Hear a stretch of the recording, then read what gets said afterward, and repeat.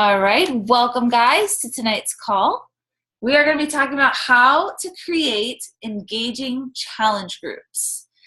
There is definitely an art to creating an engaging challenge group. It's not something that just happens just because you throw people into a group or you set up a challenge tracker app group. It doesn't just happen. It does take some planning and some execution. The good news is it's not too hard. It is not too hard. And if you follow a few steps, and I'm actually going to be providing a checklist probably tomorrow in the team page, you'll see it there, where you can just kind of check off, like, hey, have I done all of these things to know that you are creating an environment where people can feel welcome, where they want to be, and where they want to participate. Now, before I get into all of this, I do want to leave just a little disclaimer that, honestly, you could be the best challenge group leader in the world, and you may still have people who fall off. You may still have people who just aren't ready, who just don't show up, who struggle, who are on struggle street. Now, that doesn't mean that we leave them in the dust. We still reach out. We still love on them. There's a coach right now who is in the top 10, and she was the worst challenger. I just heard her story. She never showed up for challenge groups. She struggled so much with her own health and had so many problems, and she couldn't show up for herself, but she could show up for others, and she ended up becoming a coach, and that's when her health journey just took off and her coaching took off, and she's in the top 10 right now. And so don't give up. Don't ever give up on those people, and don't take it personally that it is you who is not a good enough coach and that's why they're not showing up.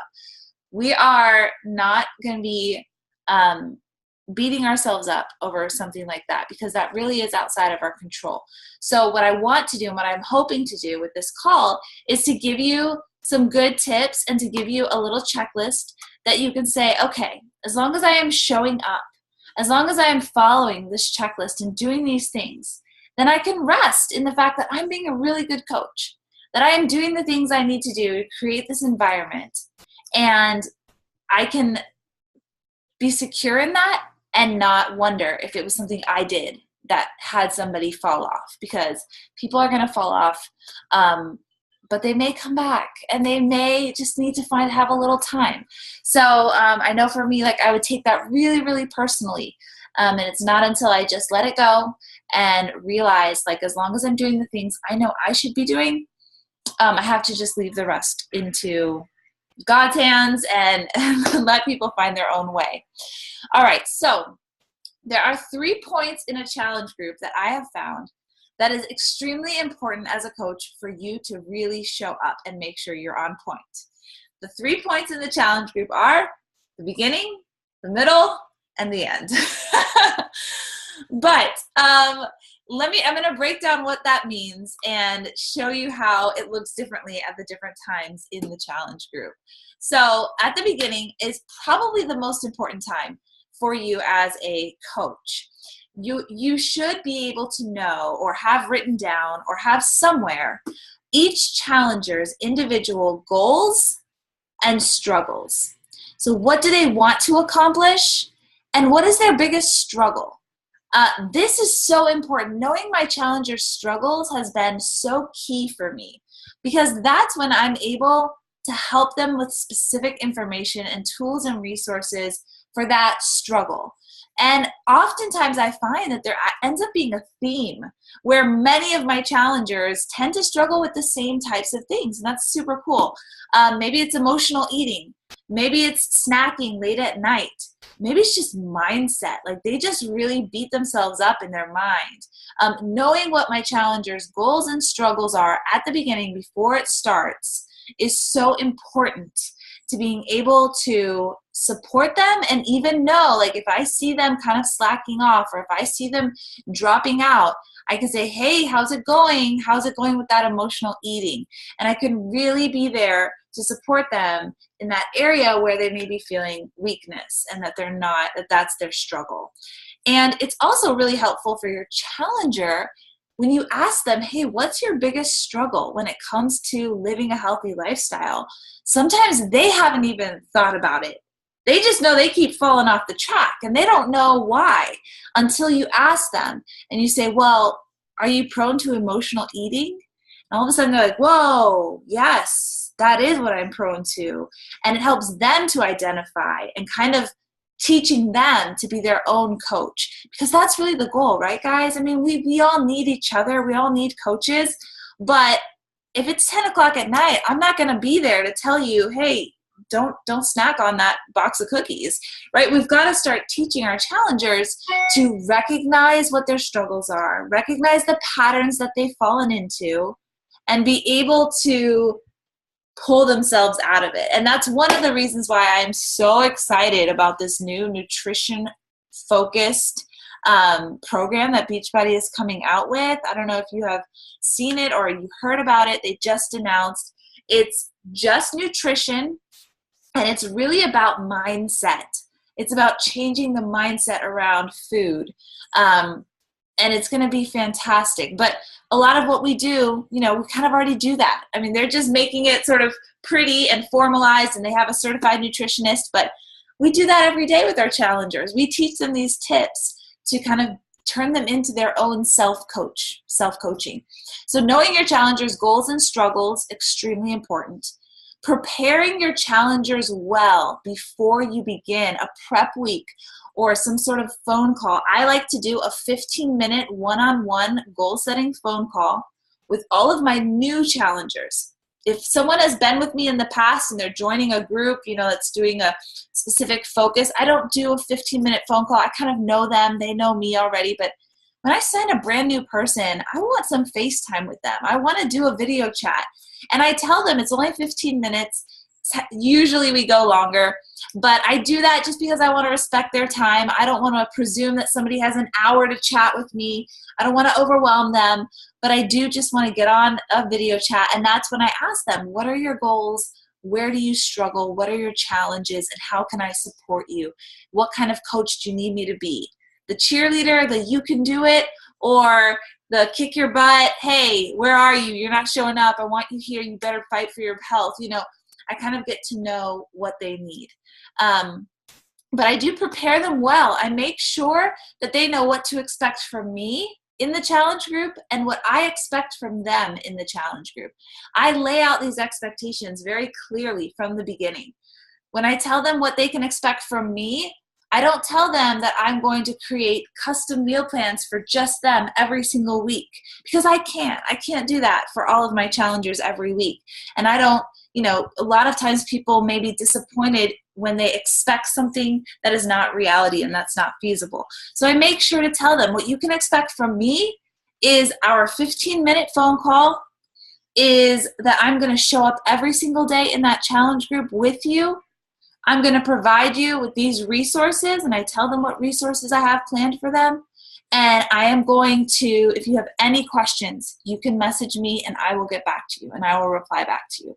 So I set up that expectation so they know, okay, this is what Vanessa is committing to. And they're not, thinking that I'm going to be doing things I'm not, or they're not thinking, oh gosh, I can't message her, she's so busy. They know, no, this is what Vanessa's committed to. And they know that they can take advantage of me as their coach, because this is how I'm going to show up for them.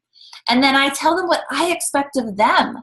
I expect them to be positive. I expect them to do their workouts. I expect them to do their meal plans and to follow the nutrition guide. I expect them to be their own advocate, that if they have questions and problems that they Google and search it out.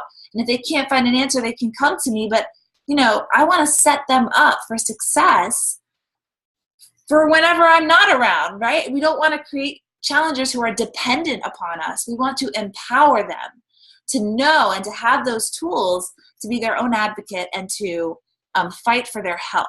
So I tell them what I expect from them, that I want them to check in daily into the group. Sometimes they don't even know that that's what you're expecting of them if you don't lay it out very clearly, that this is what you want to see from them.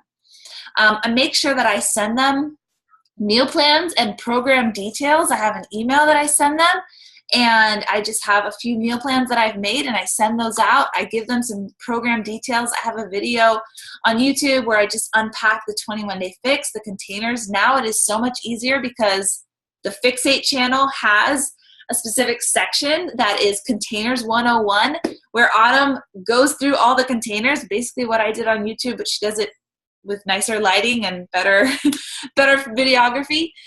So tell them about that video. Tell them that you require them to watch that video before they start the program.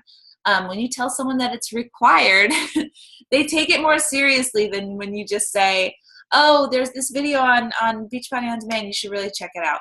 But say, no, this is required that you understand how the containers work. Again, they may or may not do it, but when you as a coach explain to them what is going to really serve them and help them, you're teaching them how to prioritize what's important. And understanding the container system, pretty important for them to see success and results, because that is our job, is to help people see results. And we all know that ain't nobody getting results if they're not eating properly. And we all know that the best way to get your nutrition under control is to follow those containers. So if we don't tell our challengers, hey, you need to understand the container system, we are not serving them. We are not helping them understand the tools that they have and how to use them. We are to connect them with the tools, teach them how to use them, and empower them by believing in them. And then they have to do the work.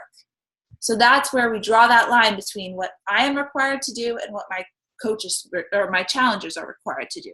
So I make sure they have all those program details. I also send them an email a day or two before the challenge starts to make sure that they're ready to go. I send them an email and I say, hey, we're starting in a few days. We're starting on Monday. How are you feeling? Are you ready? Do you feel like you understand the containers? Do you feel like the meal plans I gave you, do you have a meal plan? Are you going to get one together before Monday? Do you feel like, have you logged into Beachbody On Demand? Is it working on your TV? Are you going to be ready so that on day one, they can wake up, work out, eat right, feel good? Hey, have you tried Shakeology yet? Do you need some help of how to make it? Was it too thick? Was it too sweet? Was it too whatever? You want to make sure that day one is like the best day ever. That they just like hit the ground running. Because if they stumble on day one, it's going to be really hard, just mentally. It's going to be so hard for them to continue on in the challenge. They're already going to feel defeated on day one. So much of a successful challenge group happens before it even starts. Making sure that you're preparing them well. I also do a video in the app. I run all of my challenge groups on the My Challenge Tracker app, and I do a video on the app. I feel like it's really important for them to see my face, for them to hear my excitement. I let them know that I am with them, that we are doing this together, that they're not alone, and that they can do this, that their positive attitude is going to be the difference maker, and I just really try to pump them up and get them excited. You cannot change other people's energy, but energy is infectious. When you come into the challenge group energized and excited and just like, guys, tomorrow's the day. Who's excited with me? They're going to watch that video and they're just going to feel that contagious energy. And maybe if they're a little nervous or if they're not sure, it's going to give them that boost that they need to be like, okay, all right, yes, tomorrow, let's do this day one. So that's how we support our challenge. That's how I support my challengers at the start of the challenge group. After that, I'm just checking in with them. I'm just showing up and being the type of challenger I want to see in my group. I'm being that challenger. Showing up, I'm checking in, I'm posting my workouts, I'm posting my Shakeology, I'm posting encouraging things. Honestly, I don't post like an encouraging quote or graphic every single day, but I do post my workout and Shakeology every single day, and I post encouraging things at least 4 to 5 times a week. So that I'm just like letting the group flow, making sure I comment and respond and like on everyone else's posts. In the very middle of the group, that's another key moment when you need to step up as a coach. In the very middle of your challenge groups, let's say it's a 3-week challenge group, so you're a week and a half in, that's when discouragement can set in for some of your challengers. That's when they can feel like they haven't been perfect, maybe they shouldn't finish, maybe they've had a rough weekend, maybe they've dropped off a little bit. So right in the middle is when I put a little another push of energy into my groups. I try to message and email them, privately on the My Challenge Tracker app. It's so easy because you can write the same email and it sends it to each person individually. So it's just kind of like a one and done. I make sure I send them a private email just saying, hey, update me. How's it going? You may not have been perfect. That's okay. Don't give up on yourself. We're halfway through. This is the turning point where you can either say, I don't know if I'm going to finish, or you can say, I'm going to finish. I'm going to do this. And so I just really put a little energy right there in the middle, because I know that you can hit some bumps. You can start off with the best of intentions, feeling so good. And in the middle, you can kind of feel like, oh, I don't know if I can finish this. I don't know if I can do this. So I really try to get them back engaged in the middle. I just heard this calculation and I love it. If there are 7 days a week and you've got 5 meals a day, you've got breakfast, snack, lunch, snack, dinner, then that's 35 meals in a week. That's 35 opportunities to eat healthy or to eat unhealthy. And if your child came home with like an 85% on their test, an 85%, you'd be so happy. You'd be so proud of them for getting an 85%. That's a really good grade. So if we're taking our 35 meals a week, 30 of them can be wins, and we can have 5 losses. We can have 5 meals a week that weren't perfect, that weren't great. Maybe a snack here went potato chips instead of carrot sticks. Maybe a dessert snuck in there, a big cake that you had for a birthday party. Sometimes we just have this mindset of like, it has to be 100% or I'm a failure. But if our child came home and they had an 85 or a 90% on their test, we wouldn't be like, you suck, you're a failure, you should just quit school right now. Why are you even going to school? No, we'd be like, you got 85% right? That's awesome. That is so good. And so with our challengers, I just want to be that voice that says, you had 5 meals off in the whole week. That's almost like 1 a day. Like you could literally have 1 meal a day that was off and still hit 85% success in your week. And that's amazing. And I want them to feel that. And I want them to know that it's not 100% or I'm a failure. So doing that right in the middle, just I feel like really gives them that energy to keep going and finish well.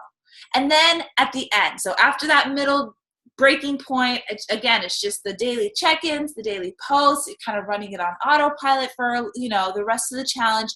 But then at the end is another spot, the last spot where I really want to put some energy. And that's where I want to make sure that my challengers are celebrating their hard work. I've had challengers tell me that they only lost 5 pounds in a challenge. Like, you lost 5 pounds. You lost 5 pounds of fat. Do you know what that, like, show me your before and after pictures. And they show them to me. And there's this huge difference.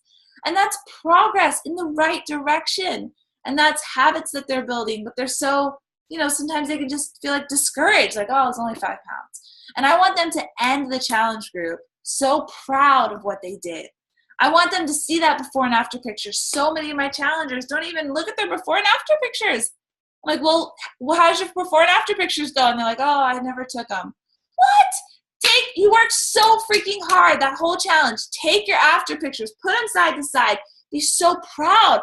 Look at that arm. It's like way more toned and it's thinner and just celebrate every little thing of your challengers so that when they end that group, they're just like elated by what they've done. Have them share what they've seen change in their mentality, in their eating habits, in their energy level. The more that you help them see the successes that they've had over this challenge, the more they're going to end just on this excited note of like, man, look at what I did. After I help them celebrate and help them be excited about what they've done, I always want to help them set a new goal. I always want to encourage them. We are not just in this for 3 weeks. We are in this for life. You're with me for life. Sorry, but you're stuck with me.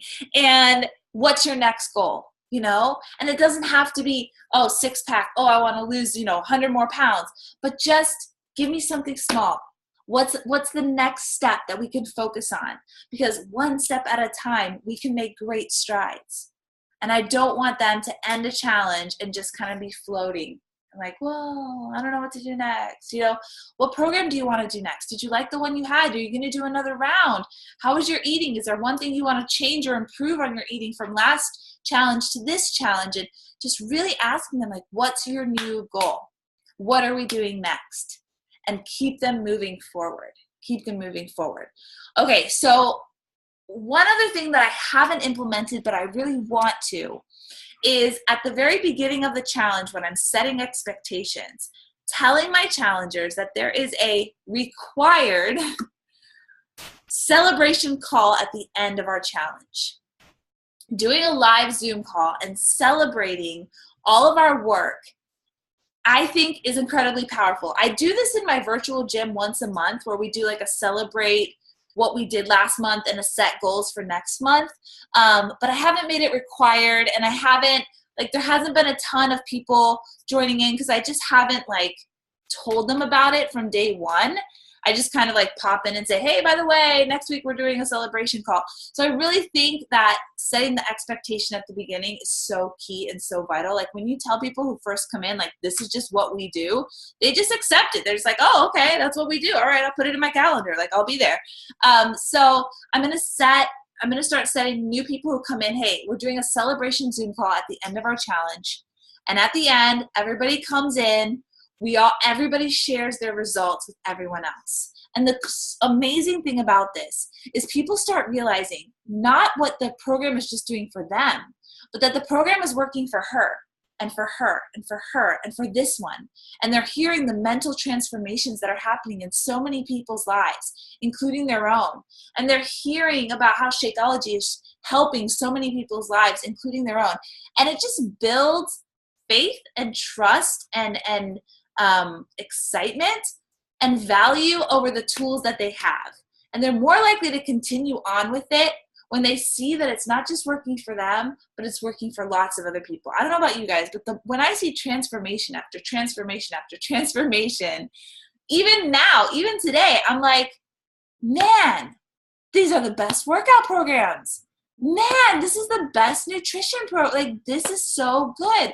Even though I've seen it working in my life, I'm even more encouraged when I see it working in so many other people's lives. And the same thing happens in our challenge groups. When you have that end of the challenge Zoom call, everybody starts hearing everybody else's stories. And it's so inspiring, and it makes you want to continue on. It's also a great opportunity after that Zoom call. If you have people in your challenge group that you think would make great coaches, they're going to see how many people's lives these programs change. And they're going to realize how powerful this is. And they're going to get confidence of you know what? I think this does need to be shared with my mom or my sister or my coworker. They start to man, this is a really amazing thing that just happened in this challenge group. And it wasn't just about me. It was about more people than just me. And you can have those one-on-one conversations after the Zoom call and say, hey, was that amazing, that Zoom call? Did you see how amazing that was? Yeah, that was so amazing. Have you ever thought of coaching? Because imagine if that Zoom call was filled with all of your friends and family, and they were telling you things like those women said about how their lives were changing, their health was changing, their whatever. And all of a sudden they're like, yeah, actually that would be so amazing.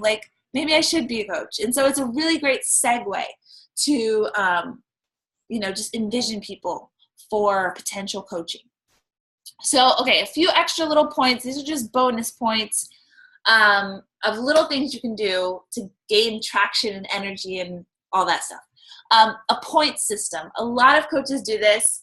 They give points for every time you check in with a workout, every time you check in with a Shakeology. Some coaches will partner people up in their challenge groups. And if both of your, if both partners check in that day, they both get an extra point.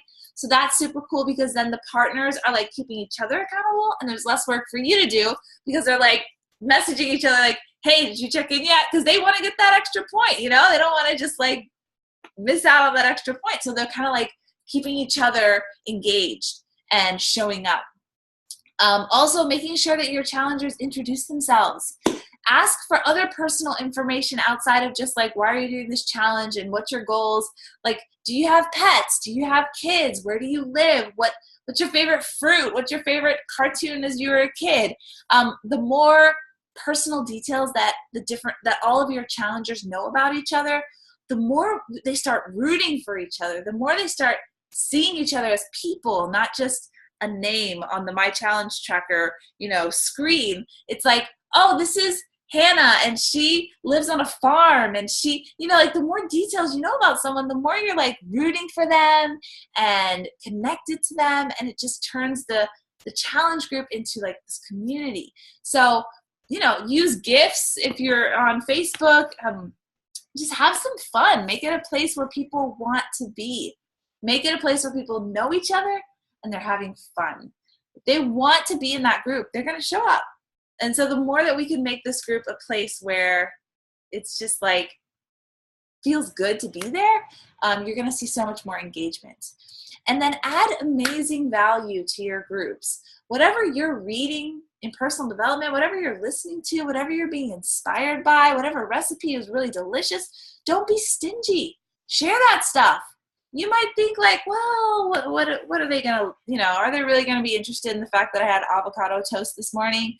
Well, yeah, share it. Add amazing value to your challenge groups.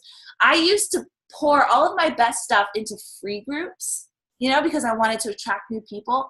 But I'm starting to shift and pour my best stuff into my challenge groups. Make my challenge groups so amazingly full of value and content that referrals start coming in, that people are like, man, this was so good. Could my sister come into this group?